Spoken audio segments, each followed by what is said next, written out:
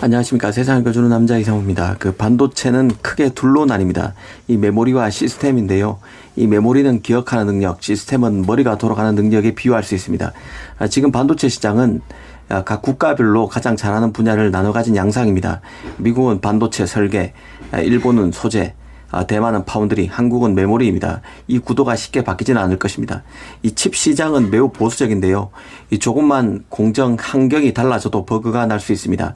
그래서 팹리스들은 웬만해선 파운드리를 바꾸지 않습니다. 그래서 삼성이 성과를 내기가 매우 어렵습니다.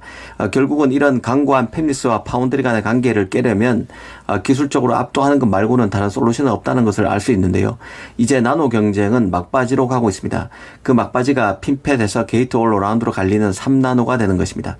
후발주자인 삼성으로서 희망을 가져볼 수 있는 것은 삼성이 게이트 올 라운드를 미리 3나노에 적용하면서 TSMC 인텔보다 적어도 2년 이상 게이트 올 라운드에 미리 적응하고 노하우를 축적해 나갈 수 있다는 점에 있습니다.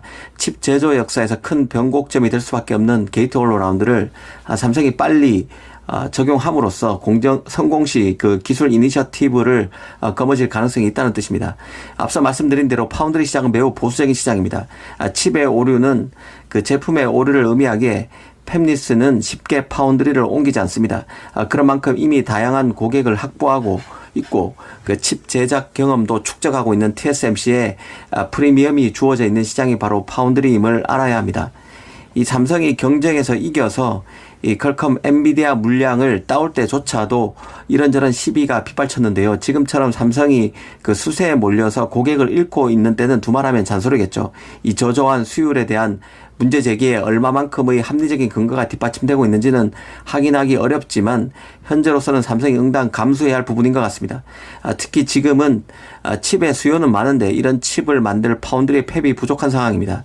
그러다 보니 파운드리의 수율 이슈가 이전보다 더 중요해질 수밖에 없습니다.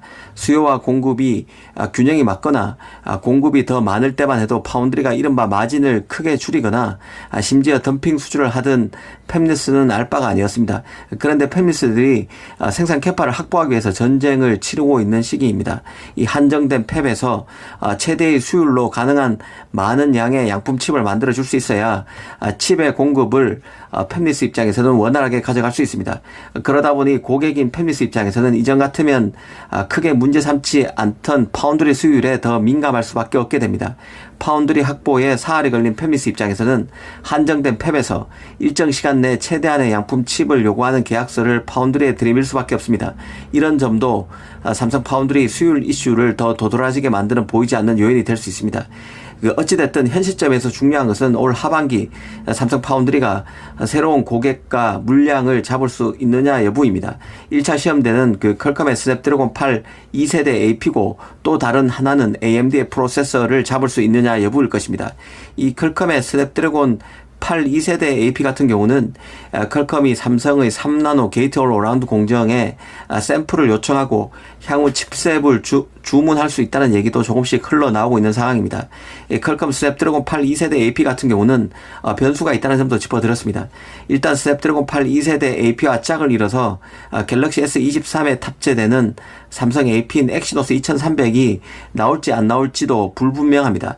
만약 삼성의 기술 업그레이드를 위해서 기어이 이번 그 엑시노스 2300 출시를 건너뛴다면 이 퀄컴으로서는 삼성 파운드리의 기술력만 담보된다면 자신의 AP를 삼성 파운드리에 더 맡기는 식으로 삼성과 조율에 나설 가능성이 없지 않다고 봅니다. 이 삼성이 AMD 프로세서를 처음 맡을지도 관심인데요. 이 경우 3나노는 아닐 것입니다. 이 삼성이 AMD 제품을 맡게 된다면 아마 AMD의 준저가 GPU이거나 CPU와 GPU를 합친 제품인 APU를 맡을 가능성이 큽니다. AMD 입장에서는 현재 폭발하고 있는 칩 수요 때문에 생산 라인을 50% 이상 확장해야 하는데 TSMC가 이를 받쳐주기 힘듭니다. 애플 칩만 해도 쏟아지고 있습니다. 당장 원래 TSMC가 만들 애플의 5나노 칩만 해도 모바일 AP, M 시리즈 칩, 웨어러블 칩 등이 수두룩합니다. 그 인텔 변수도 있습니다.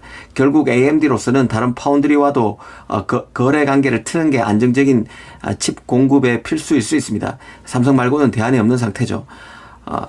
AMD 같은 경우는 그 파운드리 파트너가 TSMC, 글로벌 파운드리 단 2개사입니다.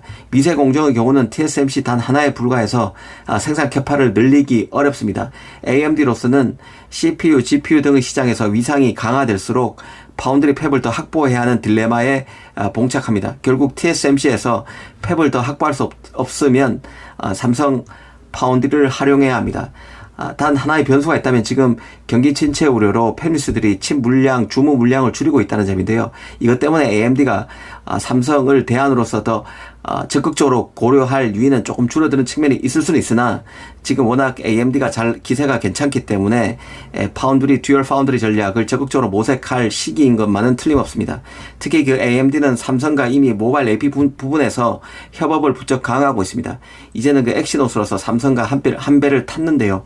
이 파운드리에서도 삼성과 손잡고 TSMC에 대한 본격적인 견제에 들어갈 수 있을지 지켜볼 필요가 있다는 생각입니다. 감사합니다.